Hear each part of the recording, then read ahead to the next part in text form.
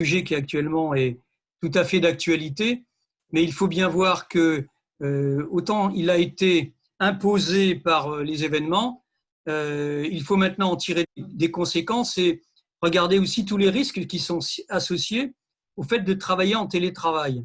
Il y a un certain nombre de bénéfices qui sont reconnus. Hein, c'est la qualité de vie du personnel. Normalement, on arrive à mieux équilibrer travail et vie privée. Ensuite, il y a un certain nombre de situations que les entreprises ont dû gérer, qui étaient des situations soit médicales, soit familiales, et le télétravail était dans ce cas-là une solution. Ça, c'est ce qui existait avant. Ensuite, il y a au niveau de l'espace de travail, on pouvait par un flex office pouvoir gérer euh, un peu mieux salle d'attente. Hop, excusez-moi, il y a des gens qui arrivent. Voilà.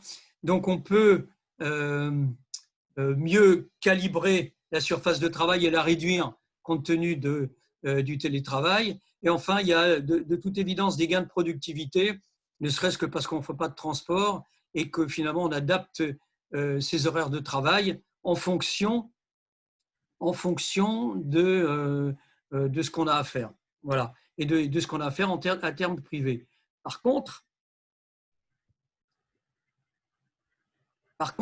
il y a un certain nombre de conditions préalables qui doivent être remplies parce qu'on ne met pas en place un télétravail sans d'abord parler d'un certain nombre de lois qui existent là-dessus, ou du moins des règlements. Et puis également, en interne, il faut quand même organiser ce télétravail. Parce que si là, comme je vous l'ai dit, il a été imposé, on l'a mis en place de manière urgente, mais si on veut le généraliser, il y a des risques qui viennent surtout pour les petites et moyennes structures, notamment des risques, je dirais, technologiques, mais également des risques au niveau de l'organisation et de la, la compréhension, le positionnement des gens qui sont en télétravail par rapport au poste de travail qu'ils ont habituellement. Il faut leur donner des points des points de repère pour qu'elles sachent se positionner, savoir quand prendre des réunions, quand appeler, qui appeler, etc., etc. Et donc, pour animer cela, c'est qu'il va y avoir des conditions préalables et Caroline on a recensé un certain nombre et vous parlez un peu de l'historique et de comment il faudrait finalement prendre ce problème. Caroline Diard, donc, qui va prendre la parole, c'est une enseignante-chercheuse à l'EDC Paris Business School. C'est le thème de cet enseignement et de ses recherches, c'est le management des ressources humaines et le droit. Et elle a déjà eu des rôles de DRH et consultante dans le domaine. Donc, elle a pas mal de choses à partager avec nous. Et donc, je vais lui laisser la parole. La parole est à vous, Caroline. Allez-y, je quitte le télétravail. Le télétravail. Le partage d'écran.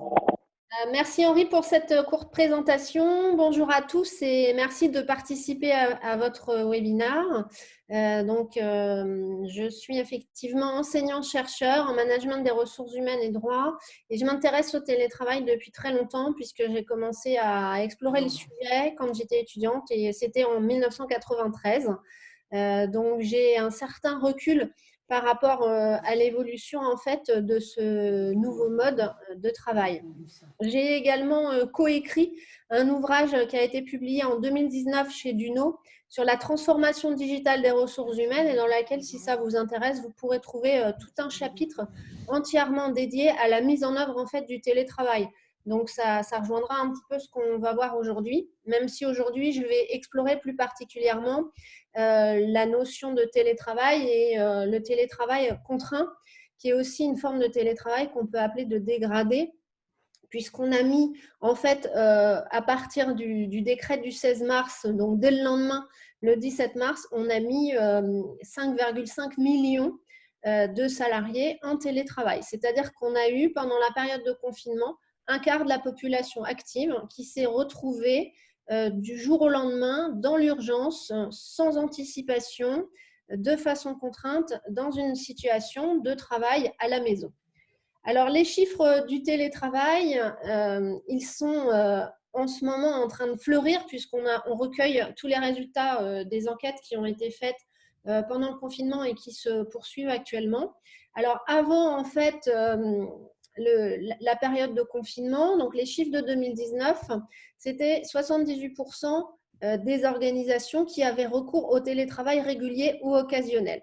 Alors, on a eu les grèves de décembre 2019, puis ce télétravail contraint à partir de mi-mars 2020, qui ont fait qu'on a eu jusqu'à 95% des organisations qui ont eu recours au télétravail. Alors ça, ce sont des chiffres que vous pourrez retrouver sur le site de l'ANDRH qui a mené une étude flash en fait dès le 8 avril sur ce sujet. Donc avant la crise, on avait déjà un certain nombre d'entreprises qui pratiquaient le télétravail pour les salariés éligibles et là, on a eu un véritable boom. Alors ce qu'il faut savoir, c'est que 64% des salariés qui ont travaillé en télétravail pendant le confinement souhaitent poursuivre l'expérience. Donc, on a des entreprises qui poursuivent le télétravail parce qu'on est encore obligé par rapport à la crise sanitaire, mais on a aussi des entreprises qui réfléchissent à développer ce mode d'organisation du travail bien davantage que ce qu'elles faisaient en fait auparavant. Alors, pour la petite histoire du télétravail, on a en 2020 effectivement la consécration du télétravail. C'est une forme de travail qui est inédite, c'est-à-dire que du jour au lendemain, des salariés se sont retrouvés à utiliser soit un ordinateur prêté par l'entreprise, soit leur ordinateur personnel pour travailler à distance. Ils se sont retrouvés aussi à utiliser des nouvelles technologies qu'ils ne maîtrisaient pas forcément auparavant. Et ils se sont retrouvés dans une nouvelle notion du collectif de travail, puisque les réunions en présentiel ont été remplacées par des réunions à distance avec la caméra et on a perdu tout ce qui était moment convivial, informel, à la cantine, à la machine à café, etc. Le moins qu'on puisse dire néanmoins, c'est que bien que c'était très soudain, en fait, les entreprises se sont montrées très agiles dans la majorité des cas et les collaborateurs très adaptables. Donc ça, c'est plutôt la bonne nouvelle. Bon, ça, c'est l'état des lieux actuel, mais l'histoire du télétravail, en fait, elle a commencé en 93 et à l'époque, c'était Édouard Balladur, le Premier ministre, qui avait confié une mission sur le sujet à Thierry Breton, qui dirigeait à ce moment-là l'entreprise Bull. Et il avait rédigé un rapport sur le télétravail en France. Alors, ça s'intitulait « Situation actuelle, perspectives de développement et aspects juridiques ». Et à ce moment-là, on a une première ébauche de définition du télétravail. Le télétravail est une modalité d'organisation et ou d'exécution d'un travail exercé à titre habituel par une personne physique à distance et en dehors de toute possibilité du donneur d'ordre de surveiller l'exécution de la prestation par le télétravailleur. Donc, c'est très intéressant de retrouver cette définition parce qu'aujourd'hui, la notion de contrôle et de surveillance, qui est une notion de management, eh bien, elle est largement questionnée par ce qu'on constate sur le terrain. Et mes recherches concourent à dire qu'on n'est pas vraiment sur du contrôle, mais plutôt une forme d'autocontrôle des salariés qui sont devenus autonomes et qui font d'eux-mêmes du reporting, même si on ne leur demande pas. Alors, au niveau juridique, en 2002, on a un accord européen qui encourage le télétravail salarié et qui prévoit en fait déjà l'égalité des droits avec les autres salariés. En 2005, vraiment là, c'est la période charnière, on a un accord national interprofessionnel qui est signé relatif au télétravail et qui va être conforté en 2012 par la loi qu'on appelle la loi Warsmann. Alors, cette loi, elle est modifiée par la ratification le 29 mars 2018 des ordonnances dites Macron. Et le télétravail, en fait, figure dans le Code du travail à l'article L1222-9 pour ceux que ça intéresse. Alors, cet article, il présente l'avantage de définir le télétravail. Et là, on va voir qu'il y a une notion qui nous intéresse tout particulièrement en ce moment, puisque le télétravail est défini comme toute forme d'organisation du travail dans laquelle un travail qui aurait pu être exécuté dans les locaux de l'employeur est effectué hors de ces locaux de façon volontaire en utilisant les technologies de l'information et de la communication. Ça, c'est la définition. Un autre article du Code du travail, le L12-22-11, prévoit, et c'est là où c'est très, très important, qu'en cas de circonstances exceptionnelles, et notamment de menaces d'épidémie, la mise en œuvre du télétravail peut être considérée comme un aménagement. Ce n'est pas un changement des conditions de travail, c'est juste un aménagement du poste de travail, c'est-à-dire que le télétravail, qui d'habitude est basé sur le volontariat, en période de crise sanitaire, ne va plus du tout être basé sur le volontariat, mais peut être imposé par l'employeur. Et il l'a été d'ailleurs dans beaucoup de cas. Alors ça, c'est important parce que quand on vous impose quelque chose, ce n'est pas la même chose que quand vous choisissez votre mode d'organisation. Donc, ce n'est pas un travail volontaire, ce n'est pas une forme habituelle et les syndicats actuellement débattent sur la notion de télétravail dégradé et invitent très fortement les entreprises au dialogue social, à la négociation et à l'encadrement du télétravail par un accord collectif. Ce qui est complètement paradoxal par rapport à la loi, parce que la loi, en fait, elle n'impose plus de signature d'accord ni de charte, ni même d'avenant au contrat de travail, puisque le Code du travail maintenant prévoit que le télétravail peut être mis en place par tout moyen.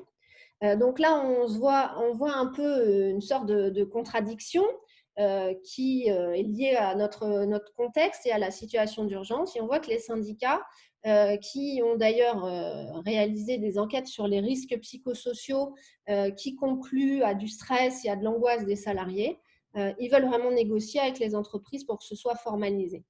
Alors, j'ai réalisé en fait une enquête pendant un mois. J'ai laissé un questionnaire sur LinkedIn. J'ai eu 169 répondants où j'ai été questionner les télétravailleurs sur la surcharge de travail, l'hyperconnectivité, donc sur les risques psychosociaux. Et j'ai questionné aussi sur la façon dont ça avait été mis en œuvre. Et l'étude conclut que finalement, il y a eu peu d'encadrement, peu de formalisme et que les services RH, pour la plupart, ont tenté d'accompagner, mais la perception des télétravailleurs, c'est qu'il n'y a pas eu un accompagnement suffisant. D'où l'idée des syndicats de dire on va signer des accords, on va formaliser et l'accompagnement sera de fait. Alors Henri, vous le disiez tout à l'heure, le télétravail il promet plein de choses, hein. La flexibilité pour les entreprises, la diminution des coûts de l'immobilier, moins de temps de trajet, donc moins de pollution aussi si on utilise moins les transports, des économies du côté de l'entreprise et du côté du salarié qui peut davantage s'organiser, davantage d'autonomie pour le collaborateur et une meilleure performance, une meilleure productivité. Donc ça, c'est les bénéfices qui sont des bénéfices attendus et parfois constatés. Alors, pour qu'on en arrive à tous ces bénéfices, il y a des conditions en fait de mise en place réussies. Et pour réussir la mise en place du télétravail, il faut s'organiser à distance, il faut susciter le dialogue, les interrogations, et il faut éviter qu'il y ait au moment de la mise en œuvre des tensions, des conflits, des incompréhensions entre les collaborateurs de l'équipe. Alors, plusieurs éléments qui sont importants. La relation managériale, c'est-à-dire la confiance qui existe entre le collaborateur et son manager. Alors, une étude que j'ai conduite avant le confinement sur des binômes manager-télétravailleurs a conclu à la notion indispensable de confiance. Tout le monde m'a dit la confiance est un préalable.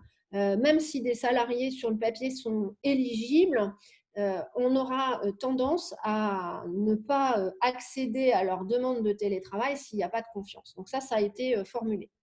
Alors, les télétravailleurs doivent être des gens qui sont autonomes, c'est-à-dire capables de s'organiser et de planifier leur mission. Il faut aussi que les managers soient capables de leur déléguer des tâches en lâchant prise, c'est-à-dire en n'étant pas sur un contrôle qui est un contrôle instantané et qui est un contrôle présentiel. Alors, autre condition aussi, et vous en avez parlé Henri, c'est tout ce qui est technologie. Donc, il faut avoir un accès à des technologies, il faut avoir le bon matériel. Mais du coup, le pendant de ça, c'est qu'il y a des risques, hein, il y a des cyberattaques, on en a pas mal parlé dans la presse. Donc finalement, si on veut que ça se passe bien, il faut que la relation managériale fonctionne bien.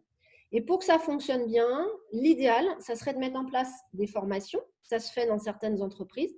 Formation pour le télétravailleur, formation pour le manager, rédiger un guide de bonnes pratiques, formaliser les choses essentielles dans un accord ou dans une charte et communiquer. Alors communiquer, organiser des réunions de présentation, notes de service quand on met en place le télétravail. Alors là, on a été un peu pris par surprise pendant le confinement. Donc évidemment, on n'a pas pu communiquer en amont, mais l'idéal aurait été qu'il y ait des communications régulières. Alors ça a été fait dans beaucoup d'entreprises, mais parfois certains télétravailleurs se sont sentis un petit peu isolés. Alors justement, les risques. Alors les risques, je ne vais pas m'étendre sur les risques technologiques parce que ce n'est pas du tout ma partie. En revanche, je peux vous parler d'un certain nombre de risques psychosociaux. J'ai évoqué la notion d'isolement. Effectivement, les salariés peuvent se sentir trop loin de leur collectif de travail, abandonnés par leur direction, par leur service RH ou par leur management. Donc ça, c'est un point qui peut créer ensuite du stress et de l'angoisse. On a aussi la porosité en fait, de la frontière vie personnelle, vie professionnelle, qui est importante à envisager parce que quand on a un mélange des genres, et là on l'a vu, ça a été le cas pour beaucoup de gens dans la situation du confinement, c'est très difficile de s'organiser et on frise rapidement le burn-out. Alors le télétravail, il présente aussi des risques. J'ai évoqué risques psychosociaux pour la santé mentale, mais aussi pour la santé physique, parce qu'on n'a pas forcément la place nécessaire, l'éclairage suffisant, l'ergonomie du poste de travail n'est pas nécessairement adaptée. Et en période de confinement, on a pu avoir des problèmes physiques qui sont apparus à cause du télétravail. Alors, ce qu'il faut quand même comprendre, c'est que le fait d'être dans un état d'urgence sanitaire et le fait d'avoir été en confinement n'exonère en rien les employeurs de leur obligation générale de sécurité. Alors ça, c'est une obligation qui est prévue aux articles L 4121.1 et L 4121.2 du Code du travail. Donc, ça veut dire que si on est vraiment dans un mode de télétravail qui devient dégradé et que ça contribue à augmenter les risques psychosociaux, l'employeur, les managers pourraient être inquiétés lors d'un contentieux. Alors, il faut savoir qu'actuellement, les syndicats sont très actifs sur le sujet, ils sont très vigilants, il y a beaucoup de négociations, de dialogues sur le sujet du télétravail et il y a une évaluation des risques qui a été revue de toute façon avec les problèmes sanitaires. Donc, ça vient dans cette évaluation des risques. Donc, ça, c'est important.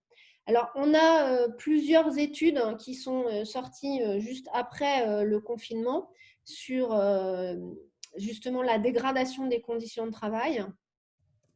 Alors, il y a des télétravailleurs qui estiment à hauteur de 30%, par exemple, que leur santé psychologique a été dégradée. Pourquoi ? Parce que leur charge mentale a augmenté et qu'ils ont eu du mal à articuler temps de vie professionnelle et temps de vie personnelle. Alors, ça a été plus marqué pour les femmes et pour les personnes qui ont dû s'organiser avec conjoint et enfants. Et les études montrent aussi que dans la majorité des cas, les télétravailleurs ont eu énormément de mal à se déconnecter et l'hyperconnectivité est un risque psychosocial important. On a seulement 25% des télétravailleurs qui ont déclaré que leur santé physique s'était détériorée. Bon, c'est quand même 25%, donc ce n'est pas neutre.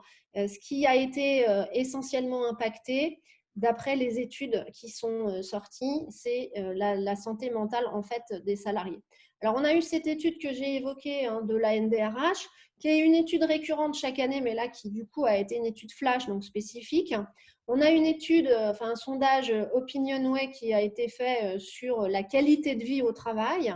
Et on a également, très important, une enquête CGT sur les conditions de travail et d'exercice de la responsabilité professionnelle durant le confinement. Donc, ce sont des études que vous pouvez trouver en ligne. Si ça vous intéresse, je vous enverrai les liens.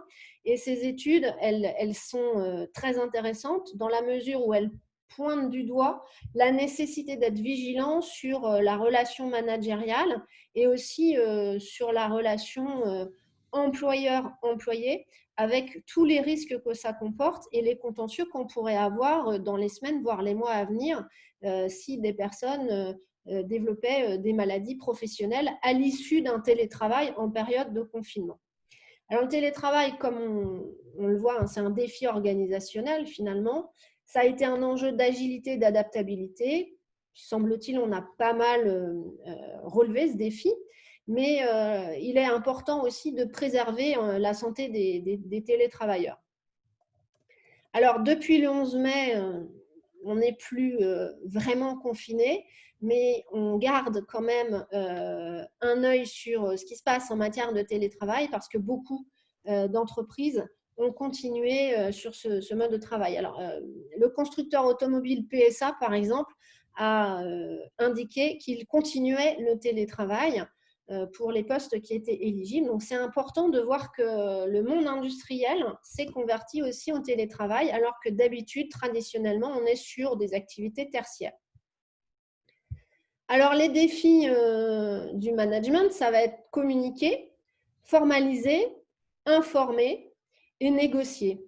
Donc, si on veut que le télétravail se poursuive sans dégrader la situation des salariés, si on veut que les conditions de travail restent acceptables et correctes, il faut absolument que les managers se forment, informent et communiquent.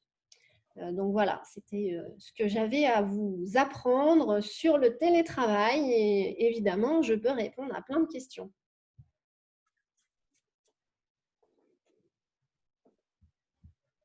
Henri? Henri, on ne vous entend pas.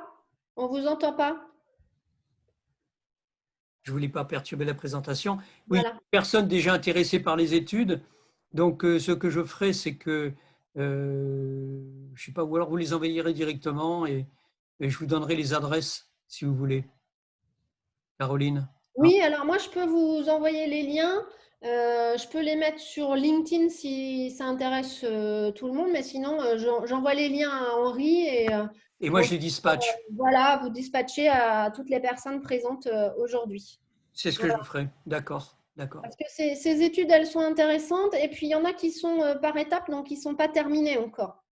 Moi, j'ai encore, par exemple, un questionnaire qui tourne actuellement sur l'étude des conditions de travail post-confinement. Donc, il y a beaucoup de choses très intéressantes sur Internet sur ce sujet-là. Et surtout, ce qui est exceptionnel, c'est que les syndicats vraiment sont très motivés sur le sujet et ça, c'est une bonne chose. Donc là, on est vraiment sur la consécration du télétravail, alors qu'on voit que depuis 1993 jusqu'à 2012, ça n'avait pas vraiment bougé en France, en fait. Juste une chose que je pourrais ajouter par rapport à ce que Caroline a dit, le contexte dans lequel il y a des avantages et des conditions particulièrement intéressantes à faire du télétravail, on reconnaît pour ceux qui sont un peu connectés à l'entreprise libérée ou qui ont lu mon livre ou quoi, ou qui sont un peu au courant du contexte, on voit bien que les conditions de management, de gestion, de structure, etc., d'une entreprise libérée, on se rend compte que c'est exactement tout ce qui est nécessaire pour que le télétravail se passe correctement. Donc voilà, c'est un argument de plus. Alors, évidemment, il faut considérer ça comme, je dirais, un moyen, un outil technique qu'on peut mettre à la disposition des entreprises. Ce n'est pas un système en soi ou une organisation spéciale, c'est un outil, mais qui peut être très utile. D'ailleurs, David Mazurel, qui nous écoute, est parmi les entreprises libérées qui utilisent de manière très systématique le télétravail, par exemple. Donc, si vous avez des questions par rapport à tout ce qui s'est dit, on y répondra volontiers. N'hésitez pas. Henri, je peux intervenir? Bien sûr, David, vas-y. Oui, bonjour à tous. Effectivement, c'est dans l'ADN en fait de l'entreprise, puisqu'en fait nous n'avons pas de locaux. Donc, on est organisé en travail et on travaille en télétravail depuis 2002.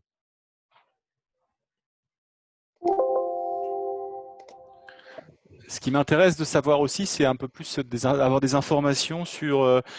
J'ai bien compris qu'il y avait en fait un cadre juridique très light, un État tout compte fait qui enfin le droit du travail qui est imposé et qui a été pas encore trop légiféré, pas trop organisé par rapport à ça, des représentants syndicaux et des CSE qui voulaient justement aborder le sujet avec le management. Est-ce qu'on a plus de recul aujourd'hui par rapport aux best practices, par rapport au matériel que doivent fournir les entreprises par rapport aux collaborateurs? Comment aujourd'hui ça fonctionne, non pas uniquement dans le cadre juridique, mais au niveau opérationnel de tous les jours? Alors, je vais me permettre de vous répondre, David. Alors, je ne suis pas tout à fait d'accord avec vous en disant que le cadre juridique est light. En réalité, jusqu'à 2012, effectivement, on avait uniquement un accord national interprofessionnel donc de 2005 et on a eu une codification dans le Code du travail qu'à partir de la loi Warsmann, donc 2012.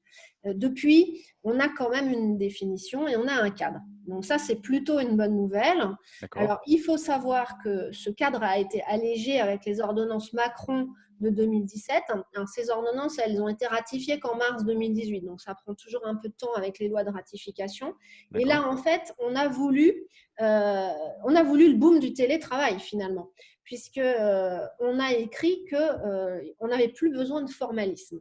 Alors après, on a quand même toujours cet accord national interprofessionnel qui existe et auquel la plupart des entreprises, c'est-à-dire qui appartiennent aux branches signataires, doivent se conformer. Donc, il y a des préconisations sur le contenu de ces accords, mais il y a beaucoup moins de contraintes qu'auparavant, c'est-à-dire qu'avant 2018.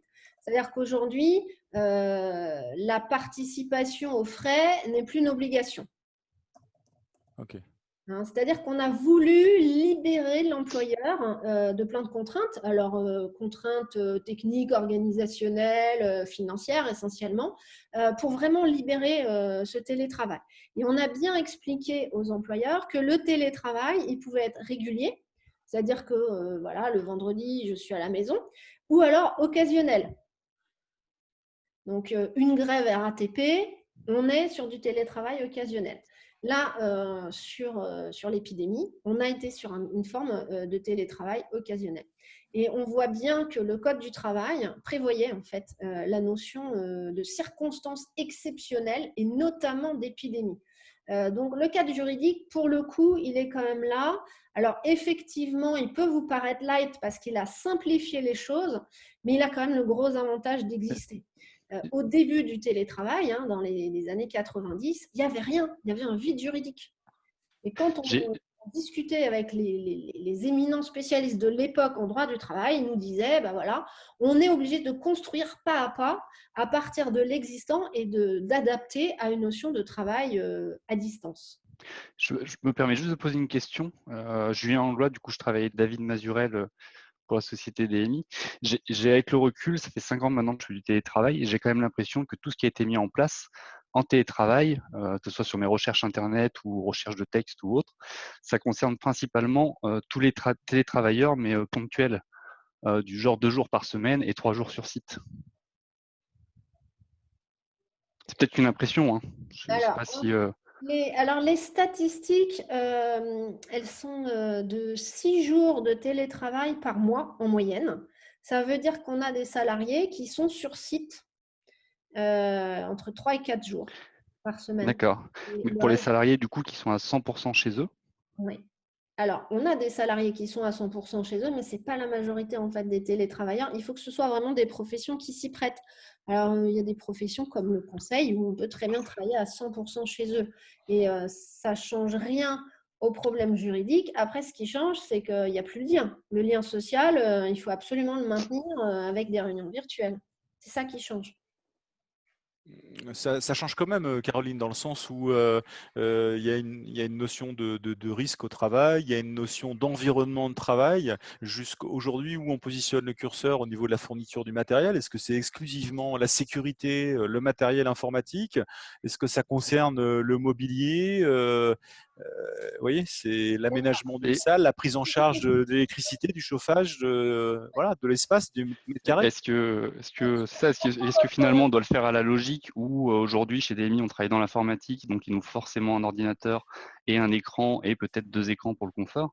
Maintenant, où est-ce que ça va? Où est-ce qu'on s'arrête? Ou est-ce qu'il y a vraiment un cadre juridique à ce niveau-là? Ou est-ce que c'est un peu au feeling finalement et à la volonté de l'employeur de mettre à dispo un bureau, de payer 50% du bureau? Enfin, c'est Alors, très… là, Oui, je vais répondre peut-être plus précisément. En fait, je disais que ça change rien parce que le cadre juridique, il est le même pour quelqu'un qui va travailler chez lui 1 jour par semaine ou 5 jours. En fait, il n'y a, d'accord. pas de distinction dans le code du travail. C'est ce que je voulais exprimer. En revanche, effectivement, et c'est là où je rejoins la notion de dialogue social, négociation. Si on a des gens qui sont 100% chez eux, effectivement, les risques sont déportés sur le domicile, c'est-à-dire qu'il faut absolument veiller à ce qu'il n'y ait pas de risque psychosocial, risque physique, que le bureau soit bien installé, qu'on ait une ergonomie, qu'on n'ait pas de risque du type risque électrique, etc. En revanche, il n'y a pas d'obligation en fait, pour l'employeur de prise en charge. Donc, ça, c'est ce qui a changé en fait avec les ordonnances. Alors, la plupart des accords, en revanche, prévoient des prises en charge de matériel.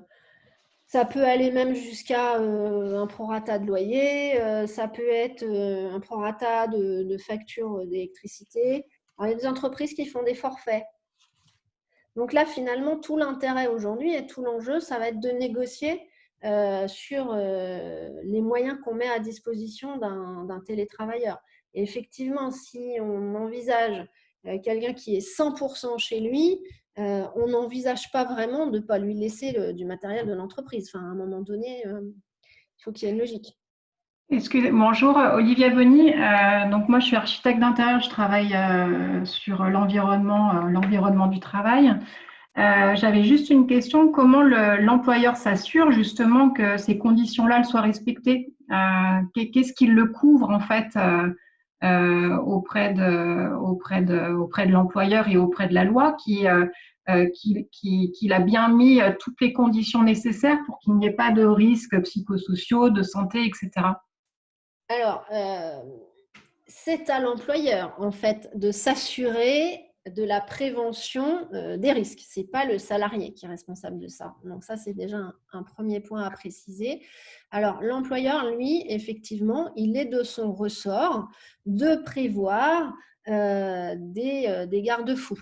Alors, ça peut être, par exemple, ça va tout de suite vous parler, une note de service ou une charte ou un guide du télétravail où on va indiquer les horaires en fait de connexion dans la journée.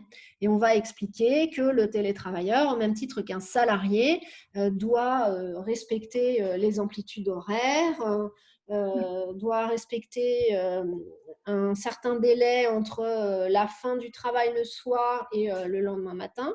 Donc, on doit rappeler ces règles-là qui sont des règles qui sont dans le code du travail et qui sont applicables au télétravailleur. Le télétravailleur reste un salarié.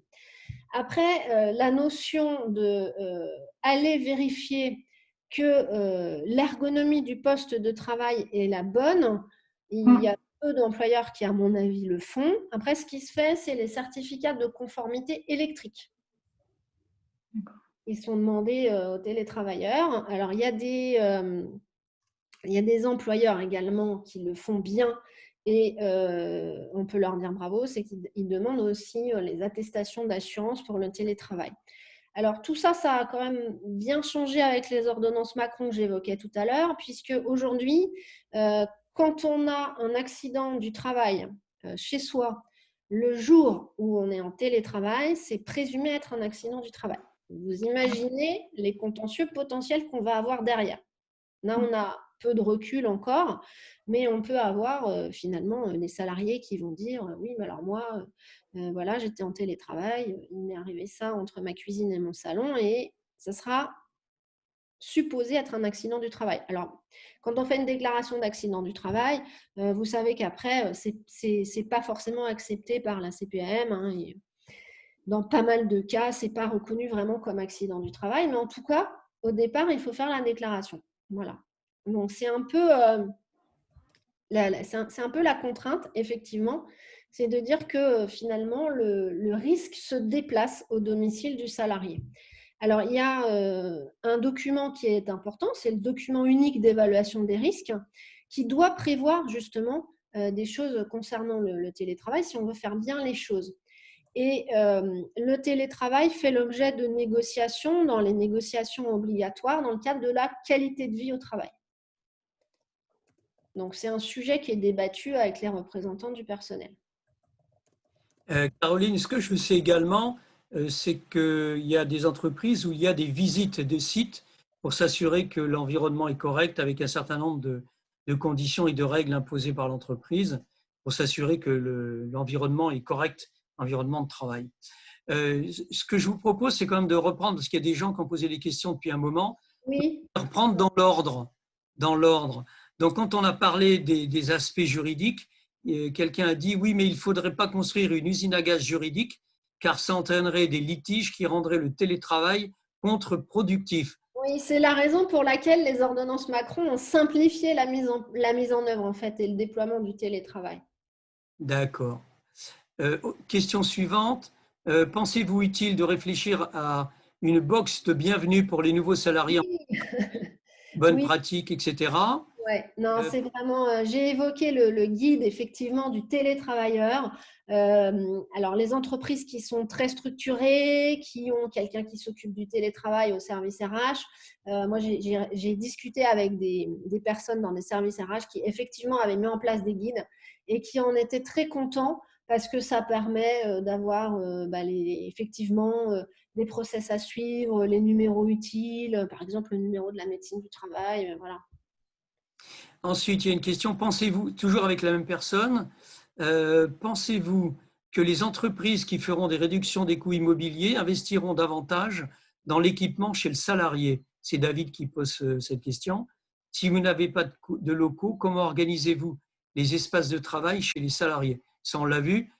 Sur les coûts immobiliers, il est vrai que le télétravail va probablement inciter un certain nombre d'entreprises à améliorer leurs locaux et faire en sorte qu'ils soient plus mobilables, réduire un peu les surfaces, qu'il n'y ait pas autant de personnel, autant de bureaux que de personnes, enfin des choses comme ça. Donc je pense que s'il y a ce genre de réduction, effectivement, il me semble que les entreprises pourraient à ce moment-là compenser ça par un équipement informatique et autres beaucoup plus précis. Qu'en pensez-vous, Caroline?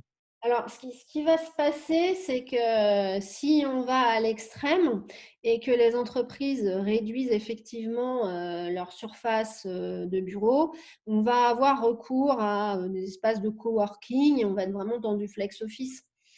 Donc, ça veut dire qu'il y aura des coûts, mais différents. Alors, évidemment, ça sera moins coûteux pour les entreprises de louer des bureaux pour une heure ou pour une journée, parce qu'on va réduire finalement la notion de foncier pour les entreprises. Si on va à l'extrême, hein. Là, on n'en est pas là, parce que si on pousse le raisonnement, c'est envisager la quasi-totalité des salariés qui travailleraient à domicile et du coup, on reporterait sur eux les coûts de l'entreprise. Mais si on réfléchit bien, c'est ce qui s'est passé un peu pendant la période du confinement, parce qu'en période du confinement, alors les directives du ministère du Travail, elles ont été claires, hein, c'est-à-dire qu'on ne rembourse rien aux salariés. Ces salariés qui ont dépensé de l'encre, qui ont dépensé de l'électricité, qui ont dépensé du papier pour imprimer, un coût de connexion Internet, de téléphone, etc. Donc, on a déporté finalement des coûts sur les Oui. télétravailleurs, hein, clairement. Oui. Alors, il y a Claude Roy qui a une question. Claude, vous pouvez parler? Oui, je vous en prie. Alors, merci beaucoup. Moi, évidemment, je vous appelle d'outre-Atlantique. Moi, j'aimerais vous entendre sur la question des contrôles exercés par l'entreprise sur les travailleurs. Bon, ce sont pas tous, les entreprises ne sont pas toutes libérées. Puis dans le contexte de la pandémie qu'on a vécu aussi, nous, aussi douloureusement comme vous, il y a eu plein de travailleurs qui, du jour au lendemain, se sont ramassés à la maison à travailler avec un ordinateur. Et là, ce qu'on voit apparaître progressivement, c'est des outils technologiques de contrôle, comme par exemple un outil qui enregistre avec la caméra de l'ordinateur à toutes les fréquences, 5 minutes, s'il y a quelqu'un devant l'ordinateur ou pas. Des outils qui enregistrent le nombre de touches qui ont été activées, le nombre d'heures de connexion, etc. Et progressivement, il semble que les résultats obtenus à l'aide de ces outils technologiques-là deviennent une certaine forme de contrôle de l'assiduité. Alors, j'ai effectivement entendu parler de ces outils de contrôle outre-Atlantique. Alors, outre-Atlantique, vous n'avez pas le même droit, il n'y a pas la même notion de protection de la vie privée des salariés, protection des données personnelles. Alors, clairement, il y a des outils technologiques qui permettent, par exemple, de prendre le contrôle à distance de l'ordinateur. Il y a des outils qui permettent aussi de voir si pendant une visioconférence, le salarié est sur un autre site internet, s'il réserve ses vacances sur je ne sais quel site en même temps. Alors, c'est là tout l'intérêt finalement de mettre en place une charte, un accord ou un guide dans lequel on va finalement s'engager à ne pas contrôler le salarié, parce qu'en France, on n'a pas le droit de le faire. En France, si on met un outil technologique de contrôle dans l'entreprise, c'est pour deux raisons. C'est pour la protection des intérêts légitimes de l'entreprise, ça c'est ce que dit le droit, et ça doit être toujours proportionné au but recherché. C'est-à-dire que quand vous mettez par exemple des caméras dans des locaux, vous pouvez les mettre dans des entrepôts par exemple pour éviter le vol, mais en aucun cas vous allez les mettre dans les vestiaires. Donc ça, c'est vraiment l'exemple type. Donc, en France, on a un arsenal juridique qui est plus rigide qu'outre-Atlantique et qui, du coup, de fait, va protéger les salariés. Alors, il y a une question sur, peut-être si je peux rebondir sur un texte sur la distance géographique. Non, il n'y a pas de texte. C'est prévu quand il y a des accords ou quand il y a des chartes. On va dire si le salarié, effectivement, a le droit de télétravailler depuis l'Australie. Ou, voilà. En général, on indique que c'est au domicile du salarié. Et le domicile du salarié, il est déclaré, c'est sa résidence principale. Et on va prévoir la possibilité d'aller dans la résidence secondaire, mais ça doit être écrit, c'est le mieux, c'est le plus prudent. Pour des raisons de sécurité, notamment. J'ai une petite question par rapport à ça. Du coup, donc étant en télétravail quasiment à 100%, si j'ai le besoin ou l'envie d'aller travailler ailleurs, donc de faire, je sais pas, 100 km de route en voiture et d'aller travailler chez un ami, comment ça se passe au niveau du cadre juridique si Alors, jamais… est-ce que vous avez eu, au moment de la mise en place du télétravail, ou de votre embauche, est-ce que vous avez quelque chose dans votre contrat ou dans un avenant?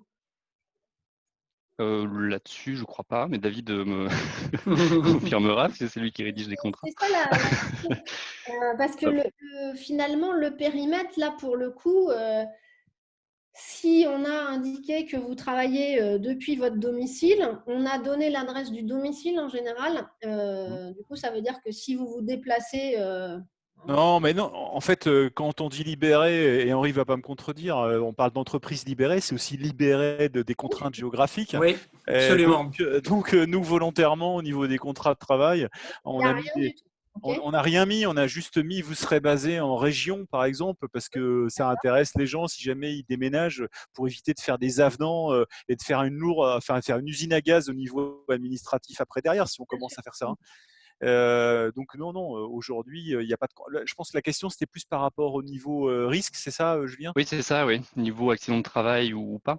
Si jamais, je prends un exemple, mais je pars tôt le matin à 6 heures du matin pour faire 2 heures de route et je vais travailler chez mes parents, par exemple, et j'ai un accident sur la route, toucher du bois, qu'est-ce qui se passe juridiquement? Est-ce qu'il y a une protection? Est-ce qu'il y a une assurance? Alors, Ma journée finalement de travail a quelque part l'assurance, commencé. évidemment, l'entreprise est assurée pour ses salariés, quel que soit le lieu de travail.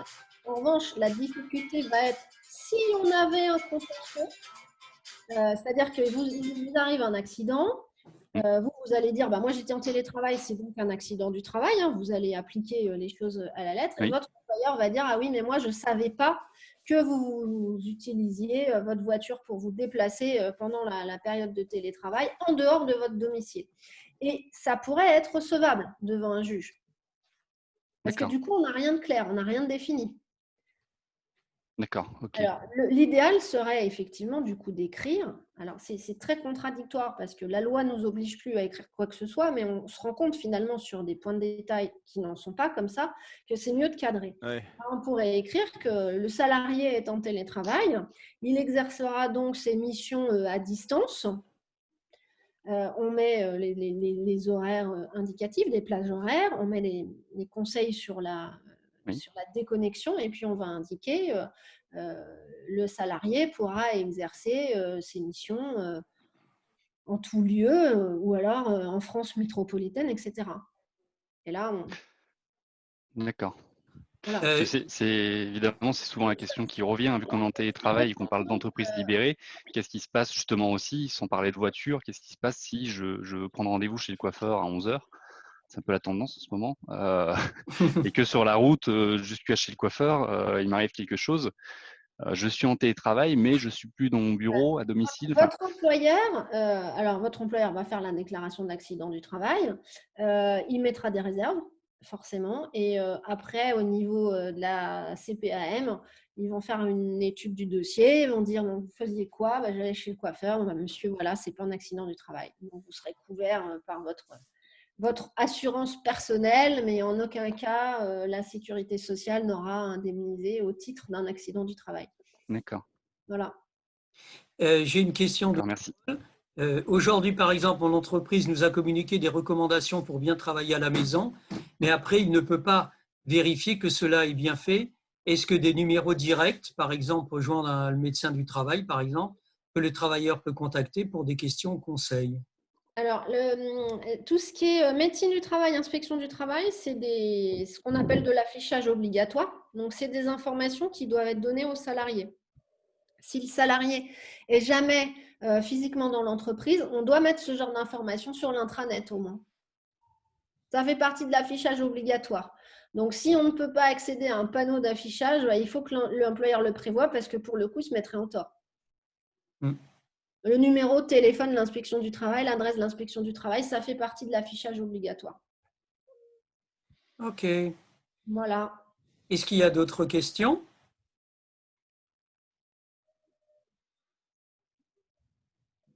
Bien, écoutez, Caroline, merci pour votre présentation et les réponses qui ont bien satisfait. Donc, on attend les études, vous me les envoyez, je les retransmettrai à tous ceux qui se sont connectés. Oui. Et puis voilà, je peux vous dire à tous que des webinars, je prévois d'en organiser pas mal sur des thèmes connexes, mais connexes à l'entreprise libérée, que ce soit comme on vient de voir aujourd'hui, il y a quand même une relation avec le télétravail, mais également tout un tas d'autres sujets. Et donc, je vous informerai de tout cela par mail ou par LinkedIn selon le cas, selon les cas pour vous. Voilà, je vous souhaite à toutes une bonne fin de journée. Merci de votre écoute et à très bientôt, j'espère. Au revoir. À très bientôt. Merci. Merci, bonne fin de journée. Au plaisir. Au revoir. Au revoir, Caroline. Merci beaucoup. Au revoir. Au revoir, merci. Merci. Au revoir, merci.